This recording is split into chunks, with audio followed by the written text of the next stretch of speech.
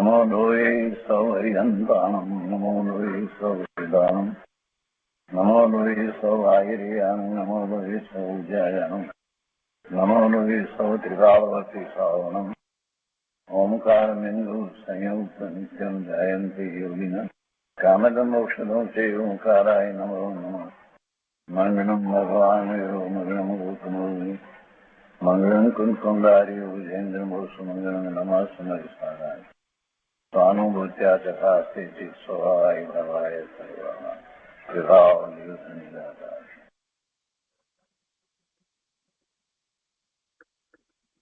સ્વામી કાર્તિકેય અનુપ્રેક્ષા શુભચંદ્રાચાર્યની ટીકા અને પંડિત જયચંદજી છાબડાના ભાવાર્થ ટીકા સહિત આપણે એનો સ્વાધ્યાય કરી રહ્યા છીએ. બધી ગાથાઓ સરળ અને સરળ શબ્દોમાં પાછી સમજાવવામાં આવી છે અને પૂજ્ય ગુરુદેવ એની ઉપર આપણને વિસ્તારપૂર્વક અધ્યાત્મ સમજાવી રહ્યા છે. આપણે ગાથા 20 સુધી સ્વાધ્યાય પૂરો કર્યો છે. હવે આજે આગળ લઈએ છીએ 21મી ગાથા. 21મી ગાથાની અંદર આગળ મોહનું મહાત્મ્ય દર્શાવે છે. એટલે પહેલી આ અધ્રુવ અનુપ્રેક્ષા છે, અનિત્ય ભાવના છે. એની અંદર શું અનિત્ય છે એનો ઘણો વિસ્તાર કર્યો. એમાં લક્ષ્મી વિશેની પણ વાત કરી અને હવે છેલ્લે મોહનું મહાત્મ્ય દર્શાવે છે. એટલે કે મોહને કારણે જીવને વસ્તુના અનિત્ય સ્વરૂપનો ખ્યાલ આવતો નથી અને એ અંગેનો જે ઉપોદ્ઘાત છે તે આપણે ગઈકાલે વાંચનમાં લીધો છે, પરંતુ ફરીથી વાંચનમાં લઈ અને પછી આપણે ગાથા લઈએ છીએ. ગુરુદેવે એ ઉપોદ્ઘાતની અંદર એવી રીતે વાત લીધી છે કે આ અનિત્ય ભાવનાનું વર્ણન છે.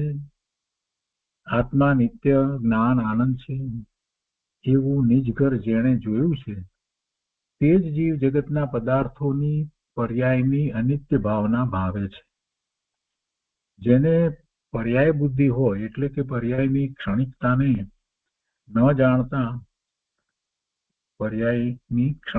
ન જાણતા તેને સ્થિર રાખવા માંગતો હોય તેને ખરી અનિત્ય ભાવના હોતી નથી.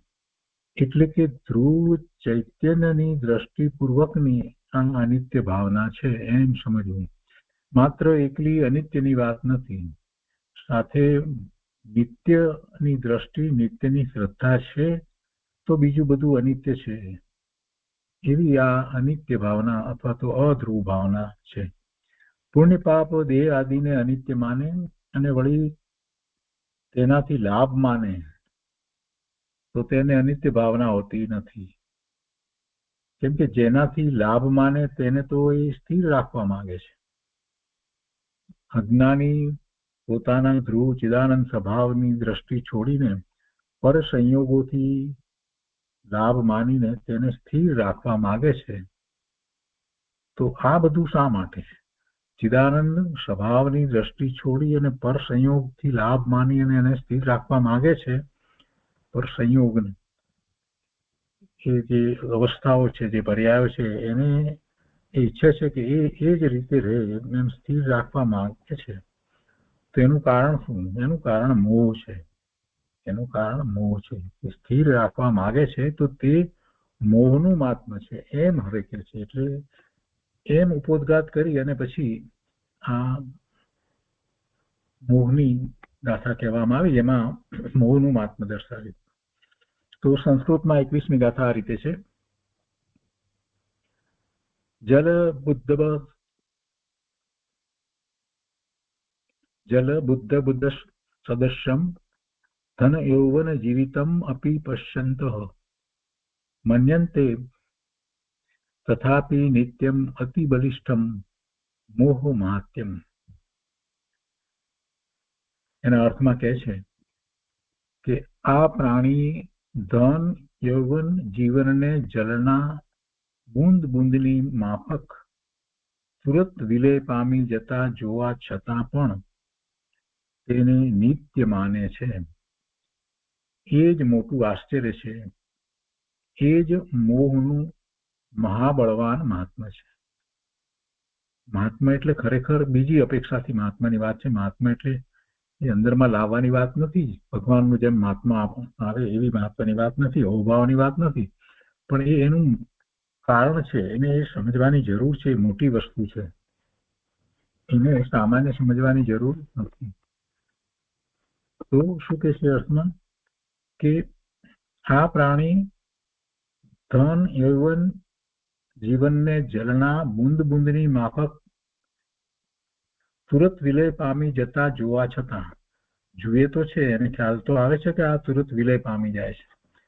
જેમ જળની અંદર તરંગ હોય કે જળની અંદર બુંદ પડે ને એ જે કઈ તરંગ થાય ને એ બધું તરત વિલય પામી જાય છે. એવી રીતે આ ધન યૌવન વગેરે જે છે તે બધું પણ એ જુએ છે, એ ચાલ્યું જાય છે. એ હંમેશા રહેતું નથી. આવું જુએ છે, જાણે છે, અને બીજાઓની બાબતમાં એમ એ માને પણ છે. એમ માને છે,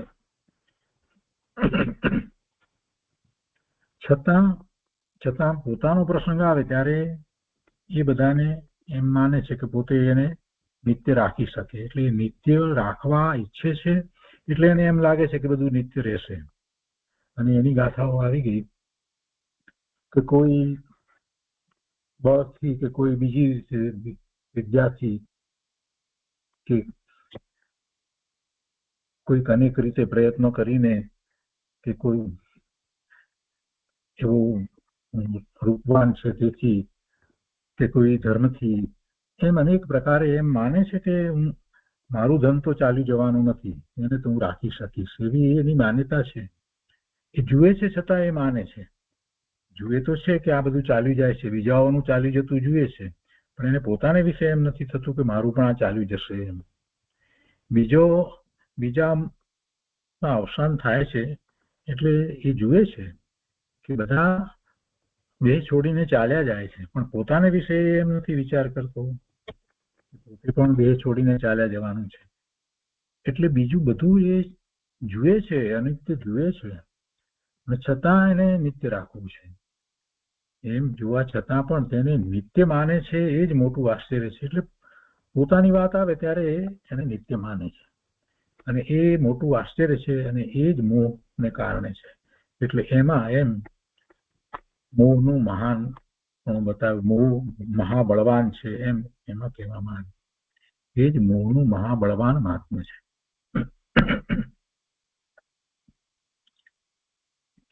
ભાવાર્થમાં કહે છે કે વસ્તુનું સ્વરૂપ અન્યથા જણાવવામાં મદ્યપાન, જ્વર આદિ રોગ, નેત્ર વિકાર અને અંધકાર ઇત્યાદિ અનેક કારણો છે. વસ્તુ સામે પદાર્થ જેવો છે તેવો ન જણાય એના સામાન્ય કારણો જોઈએ તો જેને દારૂ પીધો છે એને વસ્તુ જુદી રીતે દેખાય. એવો તાવ આવ્યો હોય, જ્વર આદિ રોગ, એવા રોગ થયા હોય તો પણ એને ખ્યાલ ના આવે કે એવા મગજના એવા કોઈક એવા રોગ થયા હોય ત્યારે પણ એને ખ્યાલ ના આવે. નેત્ર વિકાર એટલે કે આંખથી જોવામાં એને ઓછું દેખાતું હોય, ઘણું ઓછું દેખાતું હોય તો વસ્તુને જુદી રીતે એ માને. અને અંધકારમાં ખ્યાલ નથી આવતો કે આ શું છે. તો એવા અનેક કારણો છે કે જેને લીધે વસ્તુનું સ્વરૂપ જેમ છે તેમ ન જણાય, જુદું જણાય, એટલે અન્યથા જાણવામાં આવે. વસ્તુનું સ્વરૂપ અન્યથા જણાવવામાં મદ્યપાન, જ્વર આદિ રોગ, નેત્ર વિકાર અને અંધકાર ઇત્યાદિ અનેક કારણો છે.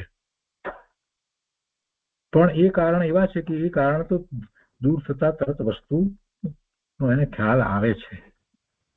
પરંતુ આ મોહ જે છે એ તો એવો છે, એ તો એવો બળવાન છે કે એને ખ્યાલ નથી આવતો. જ્યાં સુધી જીવને મોહ છે ત્યાં સુધી વસ્તુના સ્વરૂપને અન્યથા જ માને છે, અન્યથા જ એની શ્રદ્ધા કરે છે. પરંતુ આ મોહ તો એ સર્વથી પણ બળવાન છે કે જે પ્રત્યક્ષ વસ્તુને વિનાશિક દેખે છે છતાં તેને નિત્ય રૂપ જ મનાવે છે. તથા મિથ્યાત્વ, કામ, ક્રોધ, શોક ઇત્યાદિ બધા મોહના જ ભેદ છે. એ બધાએ વસ્તુ સ્વરૂપમાં અન્યથા બુદ્ધિ કરાવે છે, વિપરીત બુદ્ધિ કરાવે છે.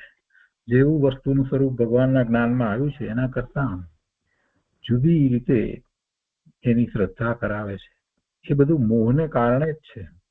એ બધું મોહને કારણે જ છે. અને એટલે જ આ મિથ્યાત્વ, ક્રોધ, કામ, શોખ, આ બધું જે છે એ પણ ખરેખર જોઈએ તો એ એક પ્રકારે મોહ જ છે. એ મોહના જ ભેદ છે. અને આ ગાથા ઉપર પૂજ્ય ગુરુદેવ કાંજી સ્વામી જે વિસ્તાર કર્યો છે તે હવે લઈએ આપણે.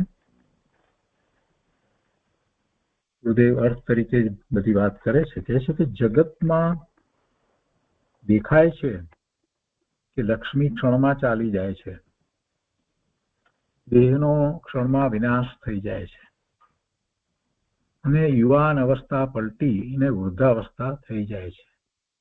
આ દેખાય છે, બધાને દેખાય છે, બધાને ખ્યાલમાં આવે છે.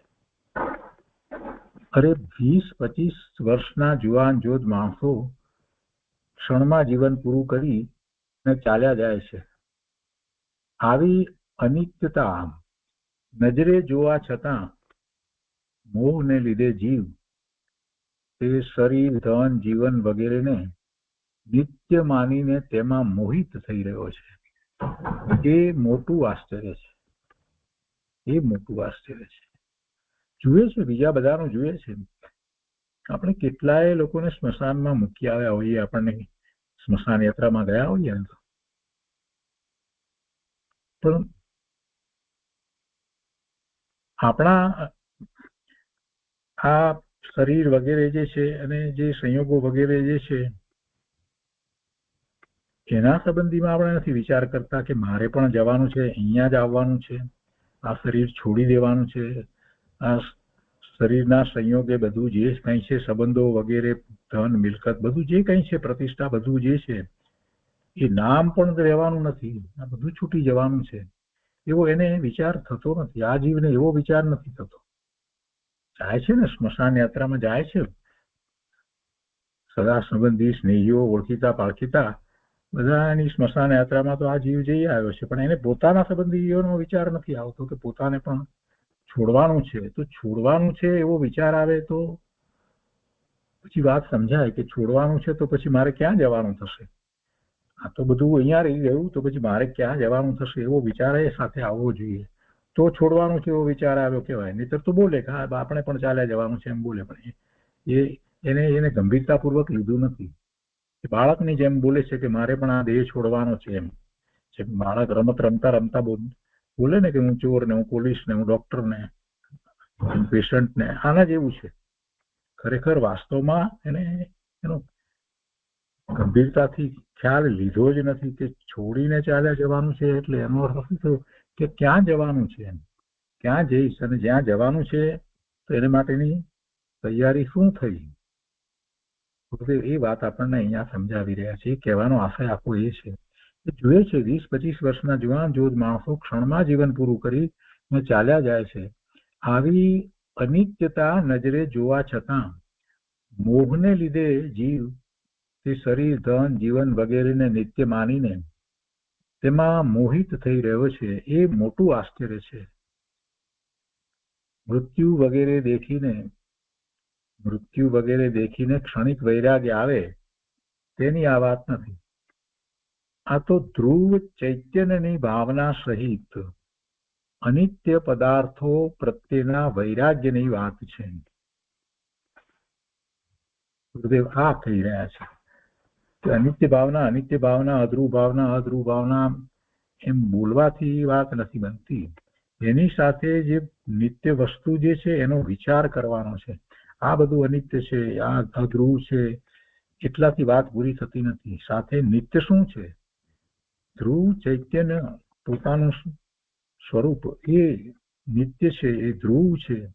તો એની ભાવના, એનું ચિંતન, એની એકાગ્રતા, એ જે રહેવાનું છે તે છે કે આ તો ધ્રુવ ચૈતન્યની ભાવના સહિત બીજું બધું પછી અનિત્ય છે એની વાત ચાલે છે. એટલે એ અનિત્ય પદાર્થો પ્રત્યે તો વૈરાગ્ય થવો જોઈએ એમ કે છે. અનિત્ય પદાર્થો પ્રત્યેના વૈરાગ્યની વાત છે.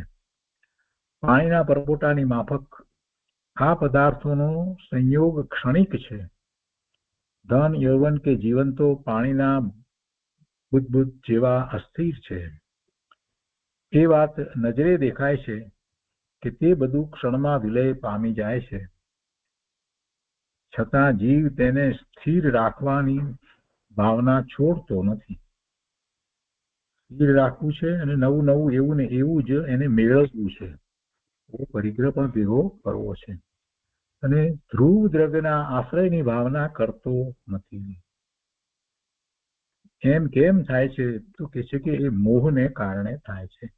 તે મોહનું મહાબળવાન મહાત્મ્ય છે. તો કહે છે જુઓ, કર્મનું જોર નથી, પણ અજ્ઞાની જીવ પોતે મોહ ભાવ કરે છે તેનું જ બળ છે. જો કર્મનું જોર નથી, આ બધું જે ચાલ્યું જાય છે તો એ કર્મને કારણે જાય છે એમ નથી. કર્મનું જોર નથી, પણ જીવ પોતે મોહ ભાવ કરે છે તેનું જ બળ છે. તો વાત તો બરાબર છે. અપેક્ષાથી જોઈએ તો કર્મના ઉદય હોય ત્યાં સુધી એ રીતે હોય ને પછી કર્મ ખરી જાય એટલે એ અવસ્થા બદલાઈ જાય. એ વાત તો બરાબર લાગે છે. એક અપેક્ષા એ તો વ્યવહાર નથી વિચાર કરીએ તો એમ જ છે, વસ્તુનું સ્વરૂપ એવું જ છે. પણ કર્મ શું કરે? કર્મ અને જીવ બે જુદા કે એક? જરાક શાંતિથી વિચાર કરીએ તો આપણને ખ્યાલ આવે કે આપણે સમયસારમાં આ બધી વાતને સમજ્યા છીએ, પ્રવચનસારમાં પણ સમજ્યા છીએ, જ્ઞાન પ્રદાન કથન પણ સમજ્યા છીએ અને દ્રષ્ટિ પ્રદાન કથન પણ સમજ્યા છીએ. સમયસારમાં દ્રષ્ટિ પ્રદાન કથન, પ્રવચનસારમાં જ્ઞાન પ્રદાન કથન, બંનેના કથનને આપણે સારી રીતે સમજ્યા છીએ, એની મેળવણી આપણે કરી છે. જરાક વિચાર કરીએ ઊંડા ઉતરીને તો ખરેખર આ કર્મનો ઉદય ગયો એટલે આ બધું થયું એમ. પણ એ બધું થયું એ તો જે કર્મનો ઉદય ગયો ને એને કારણે સંયોગ વગેરે જે છે એ તો એનાથી જુદા છે ને, એ એના કારણે ગયા. તો એને કારણે મારા પરિણામ બદલાઈ જાય? સવાલ એ છે. પરિણામ જીવના છે તો જીવના પરિણામ પેલા કર્મના ઉદય અને એના ખરી જવા પ્રમાણે જીવના પરિણામ થવા જોઈએ? એ તો થતું નથી, કેમ કે પેલું દ્રવ્ય જુદું છે. એક દ્રવ્ય બીજા દ્રવ્યના પરિણામને ફેરવતું નથી, બીજા દ્રવ્યના પરિણામને કરતું નથી, એની ઉપર કાંઈ એનું ચાલતું નથી. આવું વસ્તુ સ્વરૂપ છે. ત્યારે પછી કર્મને કારણે જ્યારે એમ કહેવામાં આવે અને પછી પોતે એવો પુરુષાર્થ ન કરે અને ખિન્ન થઈ જાય, એને ખેદ થાય, એ બધું શેને કારણે થઈ રહ્યું છે? એમાં દોષ એનો જીવનો છે કે કર્મનો છે? એવા કર્મના ઉદય હતા માટે લક્ષ્મી ચાલી ગઈ, બરાબર સમજાય છે. પણ લક્ષ્મી ચાલી ગઈ તો મારા પરિણામ કેમ બદલાઈ જાય છે? અહીંયા તો પ્રશ્ન એ છે, મારા પરિણામ કેમ બદલાઈ જાય છે?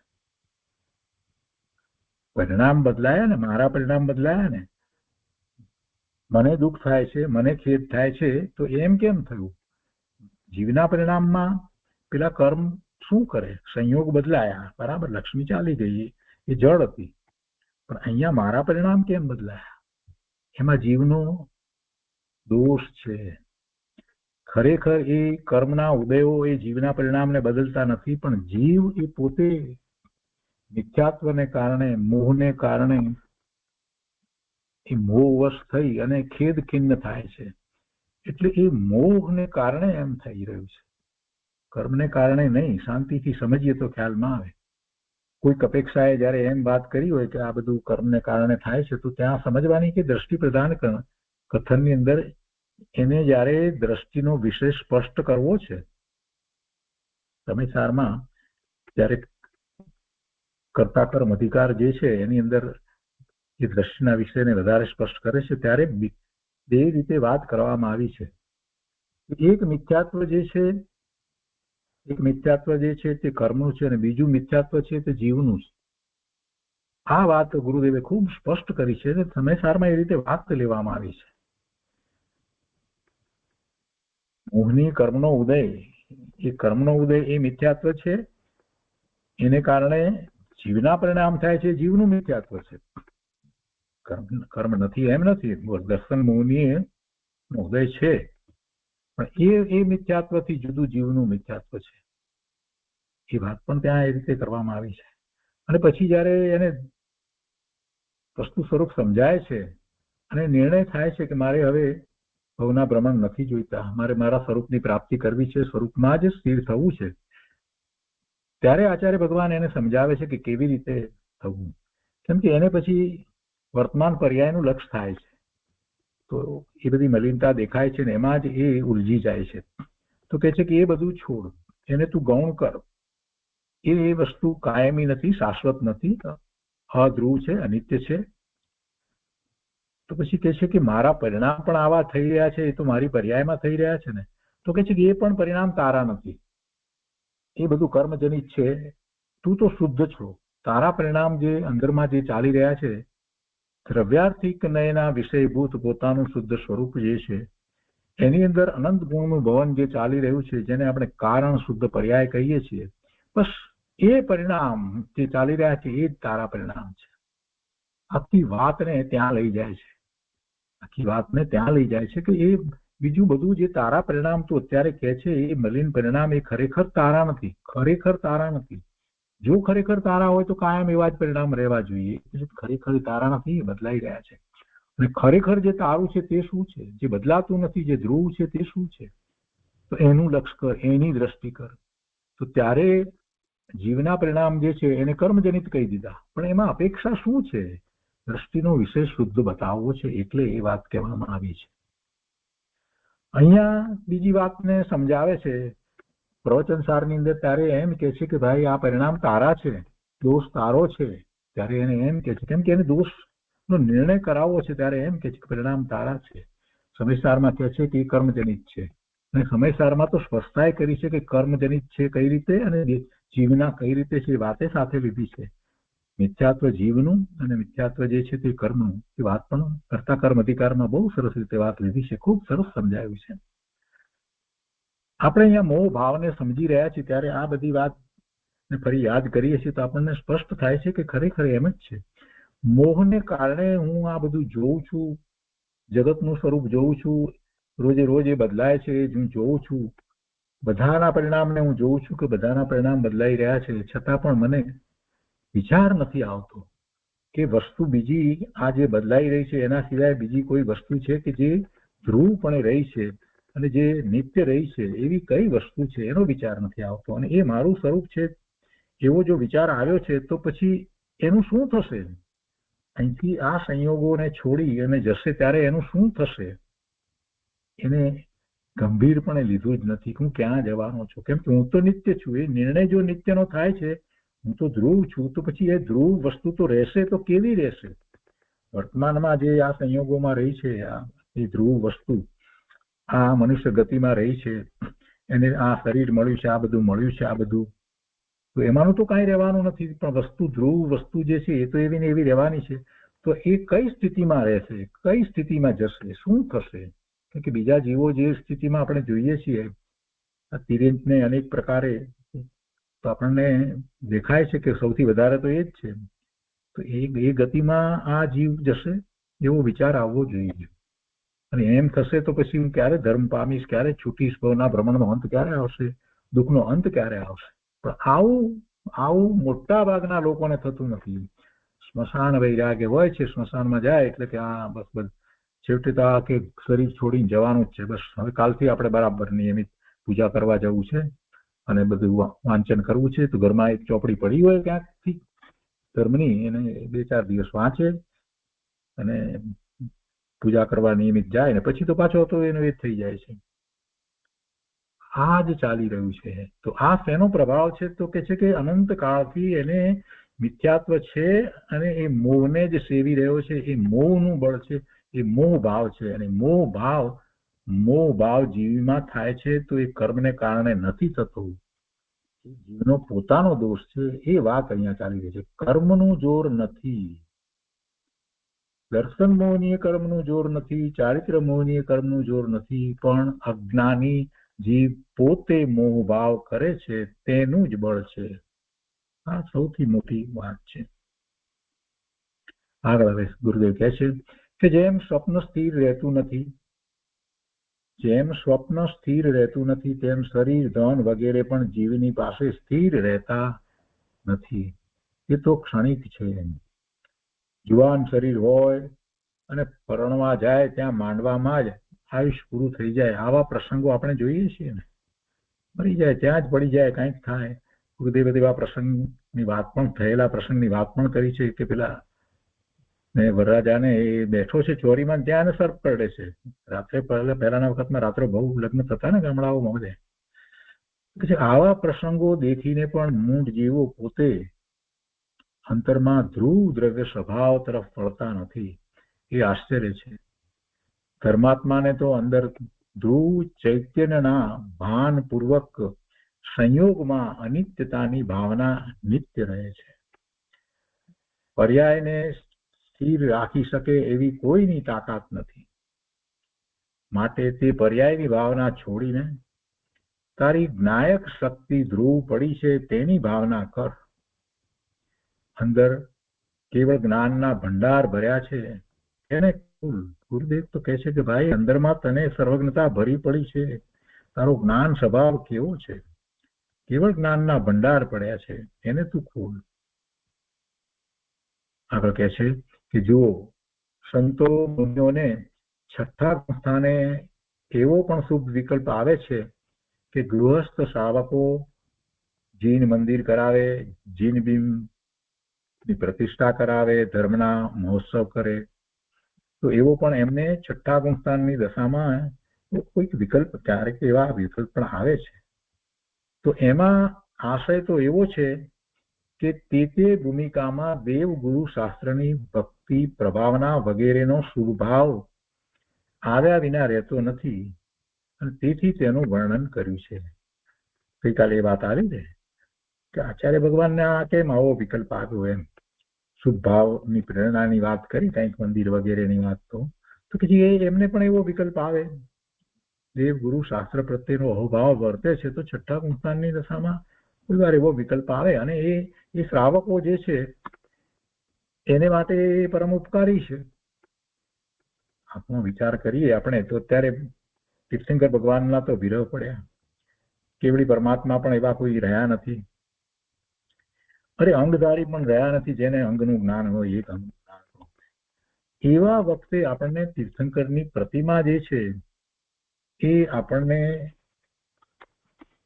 ધર્મમાં પ્રવર્તવા માટે કેવું અદભુત કારણ થાય છે. કેમ કે પ્રતિમાના દર્શન કરીએ છીએ તો આપણને પ્રભુનું સ્વરૂપ યાદ આવે છે, અને પ્રભુનું સ્વરૂપ યાદ આવે છે તો આપણે જે કંઈ શાસ્ત્ર અભ્યાસ કર્યો છે એ બધી વાત આપણને તરત જ યાદ આવવા માંડે છે. વસ્તુ સ્વરૂપ જ આમ છે, ભગવાનની વાણીમાં આ વાત આવી છે, આવા ભગવાન હતા અને ભગવાને આવો પુરુષાર્થ કર્યો હતો અને મને પણ એમની સમાન ગણ્યો છે, આ બધી વાત આવી જાય છે. પણ એ પ્રતિમાના દર્શન કરતા ત્યાં એ વાત થાય છે, એટલા માટે એ આપણને એ શરણ થાય છે, એ આપણને માટે લાભનું કારણ થાય છે. એટલે એવા જીન મંદિર વગેરેની વાત જે છે તો એવો વિકલ્પ સંતો મુનિઓને આવે એટલે ક્યારેક એવી વાત કરે, પણ કાંઈ એનો અર્થ એમ નથી થતો કે એ એમ કે છે કે તમે આ પ્રતિષ્ઠા કરાવો, જૈન મંદિર બનાવો એટલે ધર્મ થાય, એવું તો એ કંઈ કહેતા નથી. ધર્મ તો પોતાના સ્વરૂપમાં જવાથી થાય છે, પણ છતાં એવો શુભભાવ આવે છે, પોતાની ભૂમિકા અનુસાર શુભભાવ આવ્યા વિના રહેતો નથી. શ્રાવકને એવા શુભભાવ આવે છે ખરે અહીંયા એક મંદિર હોય, જીન મંદિર હોય અને એવી પ્રતિમાની સ્થાપના કરવામાં આવી, રોજ હું અહીંયા આવી અને રૂપસ ધ્યાન કરું, પૂજા કરું, અહોભાવ વ્યક્ત કરું અને મારો સમય અહીંયા શાસ્ત્ર અભ્યાસ વગેરેમાં જાય.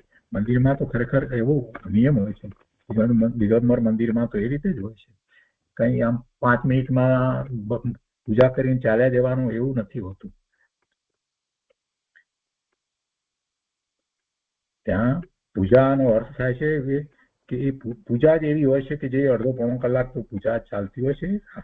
એની પૂજાની વિધિ વગેરે જે છે તો વિધિ કરતા મહત્વ તો એમાં જે શબ્દો રહેલા છે જે એનું છે, અને એ પછીથી ત્યાં એને શાસ્ત્ર અભ્યાસ કરવાનો હોય છે. દિગંબર મંદિરમાં હંમેશા શાસ્ત્ર ત્યાં હોય છે અને કરવાનો હોય છે અને પછી જવાનું છે. ખરેખર તો એને આવવાનું હોય છે જ્યારે ત્યાં પૂજાની પહેલા જે શ્વેતાંબરમાં જેને પક્ષાલ કહે છે, તો અહીંયા દિગંબરની અંદર પણ એ જ રીતે હોય છે. તો અભિષેક કેને કહેવામાં આવે છે, તો એ અભિષેક થાય ત્યારથી એને આવવાનું છે, અને એ પણ એક પૂજાનો ભાગ છે. એમાં પણ ભગવાનનું જે સ્વરૂપ જે છે, એમનો જે ઉપકાર છે, એની બધી વાતો એમાં વણી લેવામાં આવી હોય છે. એવો અભિષેક અને ત્યાર પછીથી પૂજા, એની અંદર એ બધું હોય છે. તો એમાં સમય આપણે વિતાવવાનો હોય છે. આમ ચાલ્યા જઈએ એમ ન ચાલે. અને ખરેખર તો એવી રીતે જયારે ત્યાં બેસીએ છીએ, શાસ્ત્ર અભ્યાસ કરીએ છીએ, પ્રભુ પ્રત્યેનો અહોભાવ આવે છે અને એ મય થઈએ છીએ, ત્યારે રૂપસ ધ્યાન થાય છે. અને રૂપસ ધ્યાન થાય છે તો એમાંથી આપણે સ્વરૂપ તરફ વળી શકીએ છીએ. એટલે તમે કેટલો સમય ત્યાં મંદિરની અંદર વિતાવો છો એ પ્રમાણે તમારા ભાવ હોય છે. જેને રૂપસ ધ્યાન દ્વારા પોતાના સ્વરૂપમાં જવું છે એને તો ઘણો સમય સુધી ત્યાં રહેવું જોઈએ. મંદિરમાં પ્રતિમાના દર્શન કરે છે અને પ્રભુના ગુણોનો વિચાર કરે છે. આ બધું બહુ મહત્વનું હોય છે. એટલે એ મંદિર, પ્રતિમા, આ બધું જે છે એનો કોઈક વિકલ્પ મુનિને પણ આવે છે, છઠ્ઠા ગુણસ્થાનની દશામાં પણ આવે છે. શ્રાવકને તો આવે, પણ શ્રાવક કરતા મુનિને વિશેષપણે આવે છે. એટલે ભૂમિકામાં તેથી મુનિરાજોએ પણ એનો ઉપદેશ કર્યો છે કે સ્વભાવના ભાનપૂર્વકની ભૂમિકામાં તેમજ ત્યાર પહેલા પણ આવો ભાવ આવ્યા વિના રહેતો નથી. એવો ઉલ્લાસ આવે છે કે ને કે દેવ ગુરુ ધર્મ પ્રત્યે ભક્તિ બહુમાન આવ્યા વિના રહે નહીં, અને તે માટે લક્ષ્મી વગેરે વાપરવાનો ઉલ્લાસ આવ્યા વિના રહે નહીં. તેથી મુનિવરોએ પણ તેનો ઉપદેશ કર્યો છે. સ્વભાવના ભાનપૂર્વકની ભૂમિકામાં તેમજ ત્યાર પહેલા પણ આવો ભાવ આવ્યા વિના રહેતો નથી. શરીર આદિની અનિત્યતા જાણે અને તેના ઉપરથી મમતા ન ઘટે એમ બને નહીં.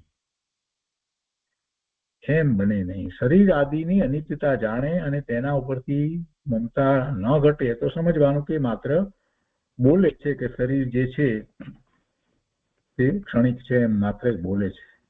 અહીં કહે છે કે એ નિશ્ચિત છે કે જીવન, ધન અને યૌવન તો ક્ષણમાં વિલય પામી જશે. એ કોઈ ધ્રુવ રહેવાના નથી. ધ્રુવ તો આત્માનો જ્ઞાન આનંદ સ્વભાવ છે. ધ્રુવ તો પોતાનો જ્ઞાન આનંદ સ્વભાવ છે. એ સ્વભાવ જ ધ્રુવ છે, તો ધ્રુવ રહેવાનો છે. કેમ કે અંદરમાં ગુણો એવા છે અને એવું ભવન ચાલી રહ્યું છે, એટલે એ ધ્રુવ છે. આવા વસ્તુ સ્વરૂપના ભાન વિના મોહથી જીવો દેહ આદિના સંયોગમાં સ્થિરતાની બુદ્ધિ કરે છે. મોહથી જીવો દેહના સંયોગમાં સ્થિરતાની બુદ્ધિ કરે છે. ભાવાર્થમાં કહે છે કે વસ્તુનું સ્વરૂપ અન્યથા જણાવવામાં મદ્યપાન, જ્વર આદિ રોગ, નેત્ર વિકાર અને અંધકાર ઇત્યાદિ અનેક કારણો છે કે જેને કારણે વસ્તુનું સ્વરૂપ આપણને જેમ છે તેમ ન ખ્યાલમાં આવે. પણ એ બધા તો કેવા છે કે પછી તરત ખ્યાલમાં આવે છે. પરંતુ આ મોહ એવી વસ્તુ છે કે વર્ષોના વર્ષો વીતી જાય, આખું જીવન પૂરું થઈ જાય તો પણ વસ્તુ સ્વરૂપ જેવું છે તેવું એની શ્રદ્ધામાં ના આવે. મોટા ભાગના જીવોનું આમ જ થાય છે. મિથ્યાત્વ સહિત જ જન્મ્યા છે અને એ મિથ્યાત્વ સહિત જ વસ્તુ સ્વરૂપને ખોટી રીતે શ્રદ્ધા થતા જીવન પૂરું કરે છે. જ્યારે આ પેલા જે કારણ કહેવામાં આવે કે દારૂ પીધો છે એ વખતે ભૂલી જાય છે, ભાન ભૂલે છે, પણ પછી એનો નશો ઉતરી જાય તો વસ્તુ પછી ખ્યાલમાં આવે છે. દારૂના નશાની અંદર એ પત્નીને માં કે માને પત્ની કે એમ બને, પણ એ ઉતરી જાય ત્યાર પછી તો એને ખ્યાલ આવે છે. એવા રોગ વગેરે થયા હોય, ચાલ્યા જાય ત્યારે તો એને ખ્યાલ આવે છે. આંખથી નથી દેખાતું, પણ જયારે દેખાવા માંડે છે ત્યારે તો એને ખ્યાલ આવે છે. અંધકાર ચાલ્યો જાય, પ્રકાશ થાય ત્યારે એને ખ્યાલ આવે છે કે જેને એ સાપ માનતો હતો એ દોરડી છે, એ સાપ નથી. પણ આ મોહ એક એવી વસ્તુ છે કે જેને એ અનાદિથી સેવતો આવ્યો છે, એનું પોષણ કરતો આવ્યો છે. આ જીવે એ જ કાર્ય કર્યું છે. એ મોહને જ્યાં સુધી દૂર ન કરે ત્યાં સુધી એને વસ્તુ સ્વરૂપ વિપરીત જ જણાય છે. એની શ્રદ્ધા ખોટી જ છે. કહે છે કે પરંતુ આ મોહ તો એ સર્વથી પણ બળવાન છે કે જે પ્રત્યક્ષ વસ્તુને વિનાશિક દેખે છે છતાં તેને નિત્ય રૂપ જ મનાવે છે. તથા મિથ્યાત્વ, કામ, ક્રોધ, શોક ઇત્યાદિ બધા મોહના જ ભેદ છે. એ બધાએ વસ્તુ સ્વરૂપના અન્યથા બુદ્ધિ કરાવે છે. મોહ એવી વસ્તુ છે કે વસ્તુને વિપરીત જણાવે છે. જ્યાં જે નથી ત્યાં એને એ જણાવે છે, અને એને કારણે જ આ જીવ ભવના ભ્રમણ કરે છે.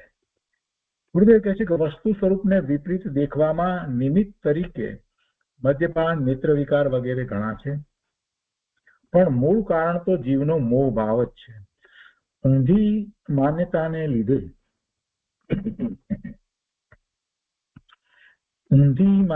લીધે જીવ અનિત્ય પદાર્થોને શરણભૂત માને છે, જે એને ખરેખર શરણ થતા નથી. જો શરણનો એક અર્થ સમજી લઈએ કે શરણ એટલે શું, કોણ શરણ થઈ શકે? જે શાશ્વત રહે, જે કાયમ રહેવાનું હોય એ જ શરણ થાય ને.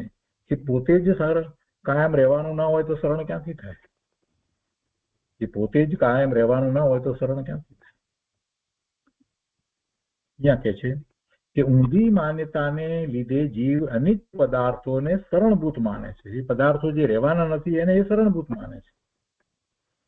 કુદેવ કુગુરુને આદરે છે. નિમિત્તથી ઉપાદાનમાં કાર્ય થાય એમ માને છે. આ બધામાં મોહનું મહાત્મ્ય છે. મોહને લીધે જીવ અનિત્ય વસ્તુને પણ નિત્ય રૂપ માને છે. જો કોઈ બીજો તેને ભૂલ કરાવતો નથી,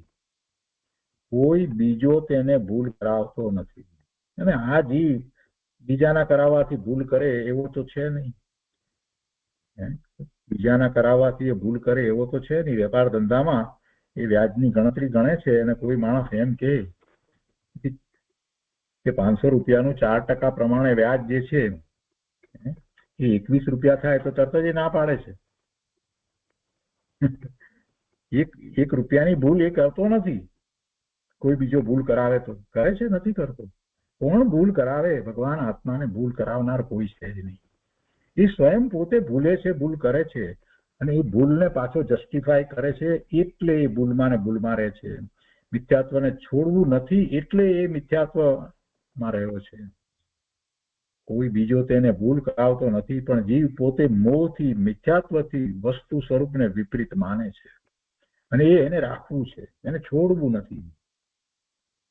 અને એ માટે અનેક કારણો છે.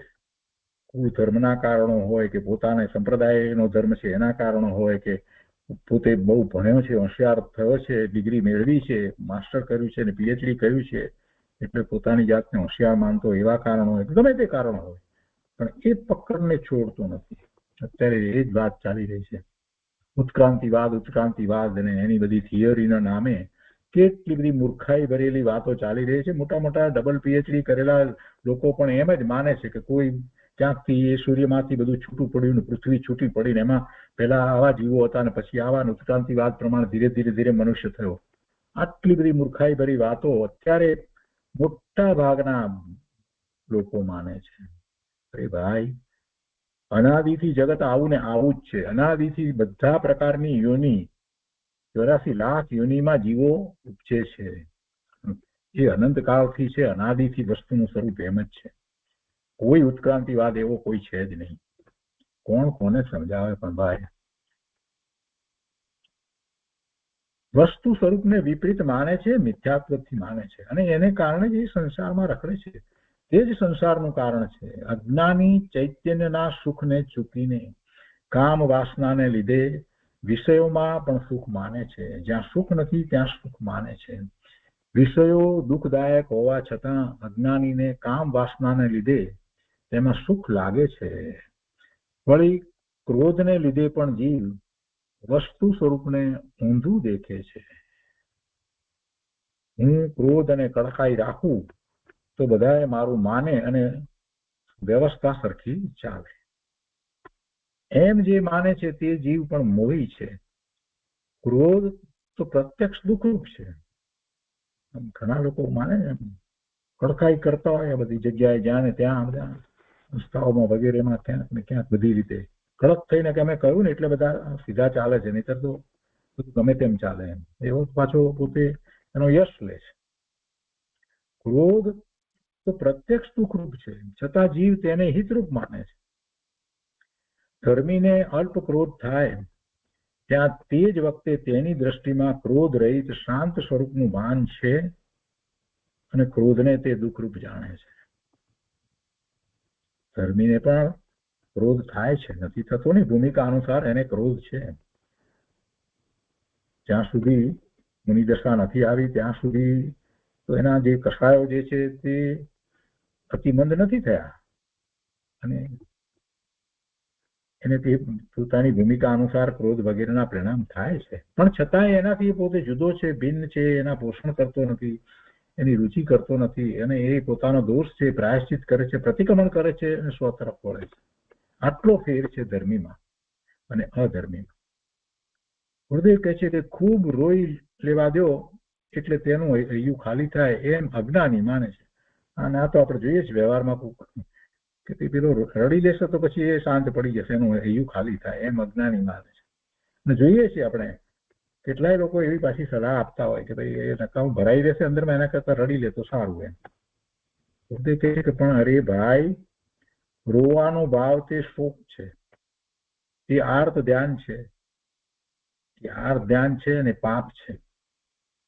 તો એ આર્ત ધ્યાન અને જેનાથી પાપ થાય એનાથી શાંતિ થાય?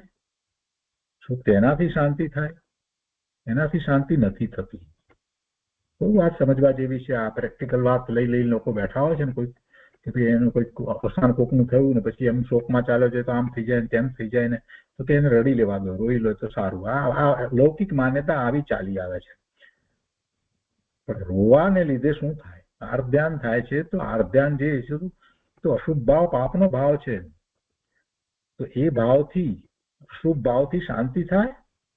અશુભ ભાવથી શાંતિ થાય? પહેલા તો પ્રશ્ન આપણે એ કરીએ, અરે તારા નિત્ય ચિદાનંદ સ્વભાવને યાદ કરીને શોકને છોડ તો શાંતિ થાય. અનંતા સંતો ચિદાનંદ સ્વરૂપનું ધ્યાન કરીને કેવળ જ્ઞાન પામ્યા છે. તો તું એવા તારા ચિદાનંદ સ્વરૂપનું ધ્યાન કરીને, એનું લક્ષ્ય કરીને, એનું મહાત્મા અંતરમાં ફરીથી લાવીને આગળ વધીશ તો જે કારણે તને શોક થયો છે એનો ખ્યાલ આવશે કે એ ખરેખર શોક કરવાનું કારણ નથી. પોતાના જ્ઞાનમાં એ રીતે પોતાના સંયોગો જે દેખાઈ રહ્યા છે એ દેખાઈ રહ્યા છે એ વખતે પણ પોતે તો એનાથી જુદો ભિન્ન ભગવાન આત્મા છે. નજીકના સ્વજન ચાલ્યા ગયા છે, બધી વાત બરાબર છે, પણ છતાંય એને પછી ભાન થાય છે કે પોતે ચિદાનંદ જ્ઞાન આનંદ સ્વભાવી છે. તો એવી રીતે જે અહીંથી ચાલ્યો ગયો છે એ આત્મા પણ જ્ઞાન આનંદ સ્વભાવી છે, એ પણ જ્ઞાન આનંદ સ્વભાવી છે. તો પછી એનો જે સમય હતો એટલો સમય આ પર્યાયમાં રહ્યો અને હવે એનો સમય પૂરો થયો તો એ બીજી પર્યાયમાં ગયો છે. અને જ્ઞાન આનંદ સ્વભાવી મારો આત્મા છે, એ શાશ્વત વસ્તુ છે, એનું લક્ષ્ય કરવાનું હોય. આમ આર ધ્યાન કરવાથી તો પાપના બંધ પડે છે. એવું ધર્મીને હોય છે. ગુરુદેવ કહે છે કે તારા નિત્ય ચિદાનંદ સ્વભાવને યાદ કરીને શોકને છોડ. કેમ કે એવા ચિદાનંદ સ્વભાવને યાદ કરીને એમાં એકાગ્રતા કરતા તો કેવળ જ્ઞાન થઈ જાય છે. તો પછી તું પણ એને યાદ કરીને શોકને છોડ તો શાંતિ થાય. અનંતા સંતો ચિદાનંદ સ્વરૂપનું ધ્યાન કરીને કેવળ જ્ઞાન પામ્યા છે, માટે તે ચિદાનંદ સ્વરૂપની ભાવના કર. જેને ચિદાનંદ સ્વરૂપની ભાવના નથી અને અનિત્ય સંયોગમાંથી સુખ લેવા માંગે છે તથા ક્રોધ કામ શોક વગેરેને સુખરૂપ માને છે, તે જીવ મોહથી મૂઢ થયેલા છે. ને ઉદાહરણ આપીને વાત કરે છે ગુરુદેવ કે જો વાસુદેવ અને બળદેવ બંને ભાઈઓ યોદ્ધા છે અને તેમાં પહેલા વાસુદેવ મરે એવો અનાદિ નિયમ છે. અને પછી બળદેવ મોહને વશ ભાઈના મૃતક શરીરને 6 મહિના સુધી ખભે ઉપાડીને ફેરવે છે. જો મોહ તો તેને તો તે વખતે અંતરમાં આત્માનું ભાન છે. એવી જ રીતે લક્ષ્મણજીની અને રામચંદ્રજીનું પણ ઉદાહરણ લીધું છે, કેમ કે એ પણ વાસુદેવને બળદેવ કહેવાય. તો કે છે કે લક્ષ્મણજીને રામચંદ્રજી ઉપર કેવો પ્રેમ છે તેની પરીક્ષા કરવા દેવોએ લક્ષ્મણજીને કહ્યું કે રામચંદ્રજી સ્વર્ગાસ પામ્યા. અને એ વાત સાંભળતા જ હા રામ એમ બોલતા જ લક્ષ્મણજીનો દેહ છૂટી ગયો. જો ક્ષણિકતા દેહ આદિ કાંઈ પણ સ્થિર રહેનાર નથી. એમ જાણીને હે જીવ તું તારા નિત્ય ચિદાનંદની ભાવના કર અને મોહને છોડ. અને હવે આ અનિત્ય અધિકારની છેલ્લી ગાથા કહે છે. મોહની વાત કર્યા પછી છેલ્લી ગાથા 22મી ગાથા જે અધ્રુવ અધિકારની છે તે કહે છે, આપણે લઈએ છીએ. અને અહીંયા પણ એ રીતે કહે છે કે હવે આ કથનને સંકોચે છે, એટલે કે અનિત્ય ભાવનાના કથન જે છે આટલી 21 ગાથા સુધી અહીંયા સુધી કર્યા છે એને સંકોચે છે. ચોથી ગાથાથી શરૂ કરીને ખરેખર તો 22મી ગાથા સંસ્કૃતમાં આ રીતે છે.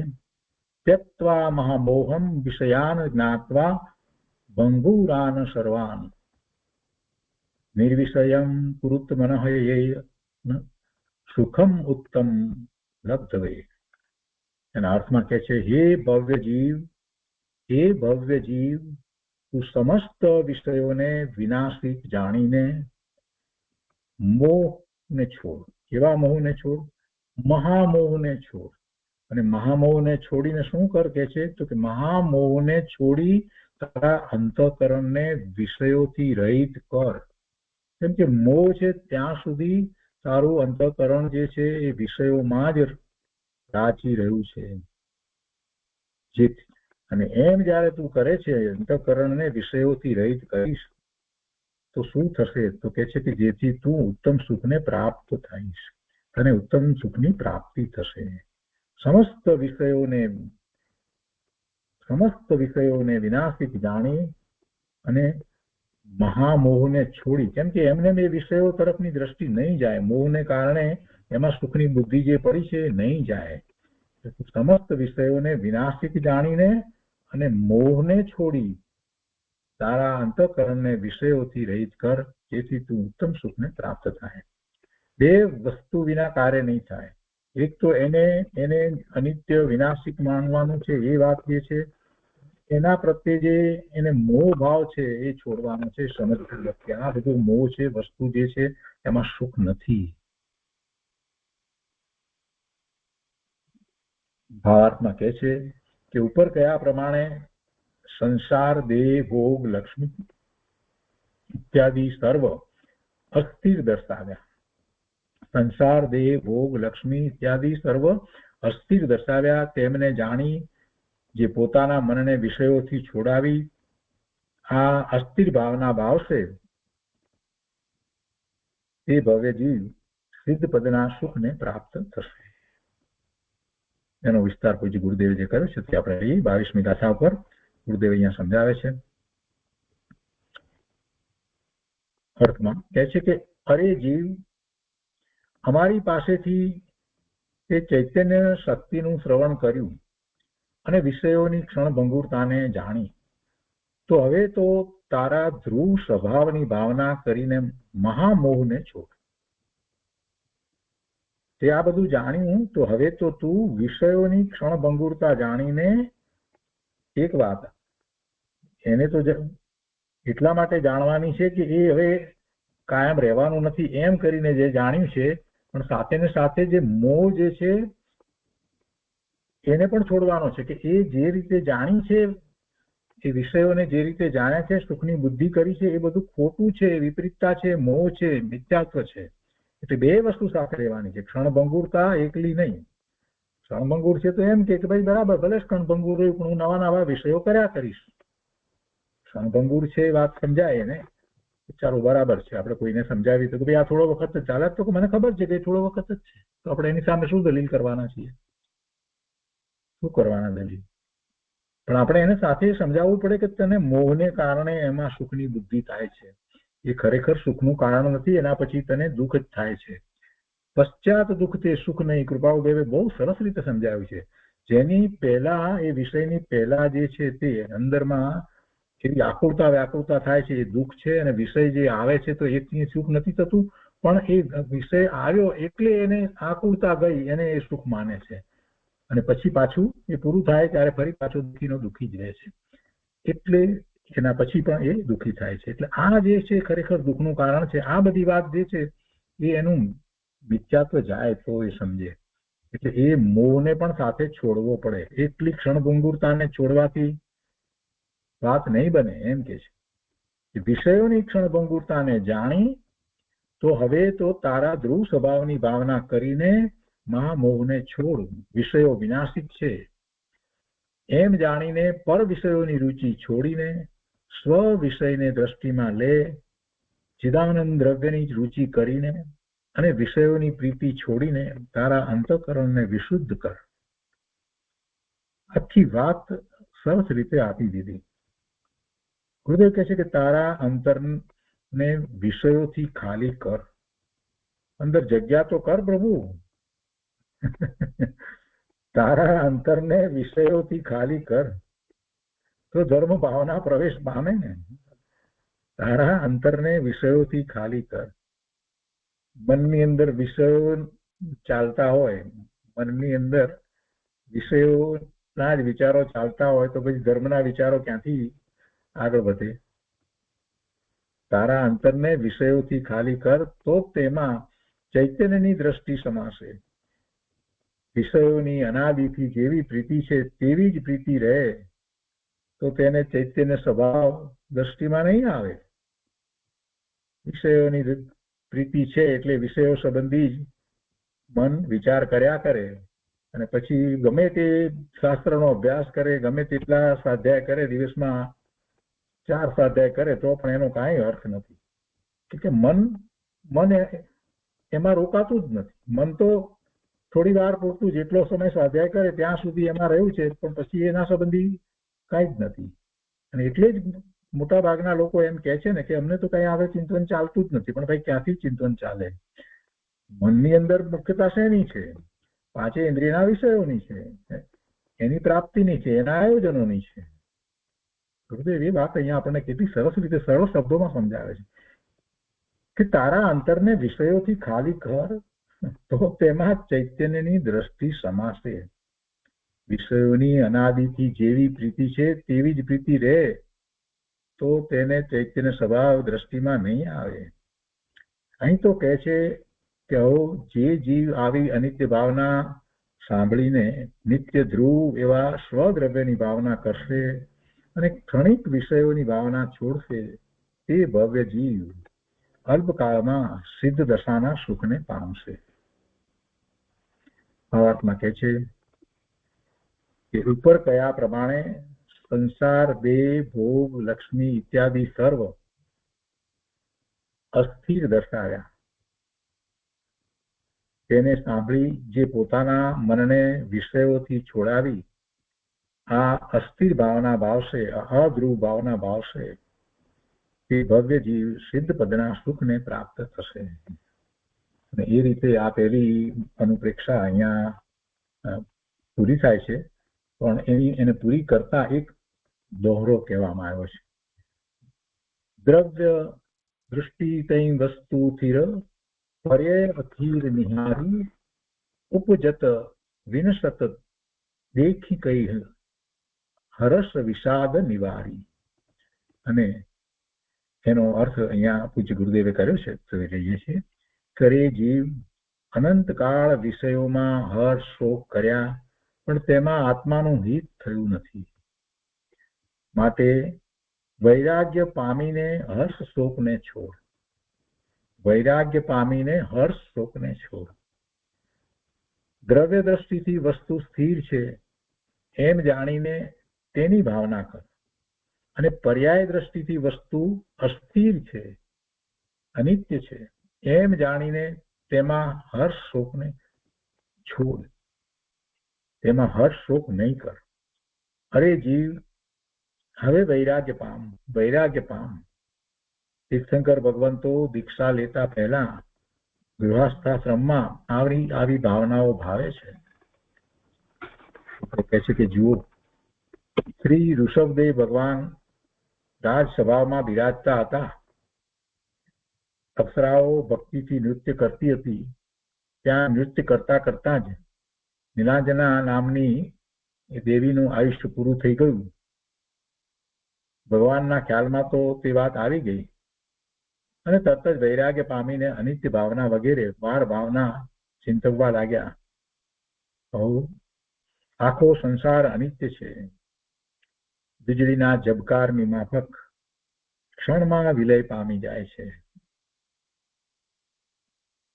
અંદર ધ્રુવ ચૈતન્યનું ભાન હતું અને આવી ભાવના ભાવીને વૈરાગ્ય પામીને દીક્ષિત થયા. ભગવાન ઋષભદેવ ભગવાન દીક્ષિત થયા.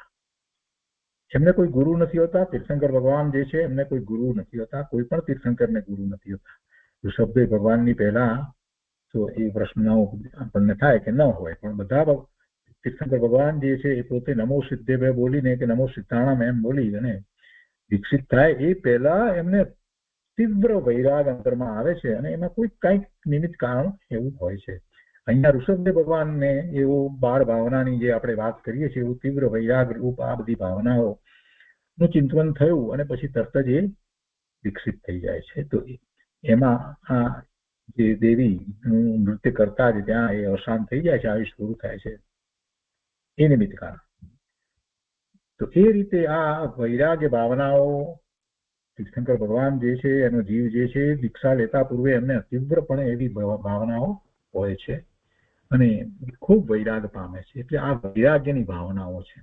આ બારે ભાવના જે છે વૈરાગ્યની ભાવના છે. એટલે કે એ રીતે આ વૈરાગ ભાવનાઓ જીવે ક્ષણે ક્ષણે ભાવવા જેવી છે અને એ પ્રમાણે આ પહેલી અધ્રુવ ભાવના અહીંયા પૂરી થાય છે. અને આજનો સ્વાધ્યાય પણ આપણે અહીંયા સુધી રાખીએ છીએ. આવતા સ્વાધ્યાયથી આપણે બીજી અનુપ્રેક્ષા અસરણ ભાવના નો સ્વાધ્યાય શરૂ કરીશું.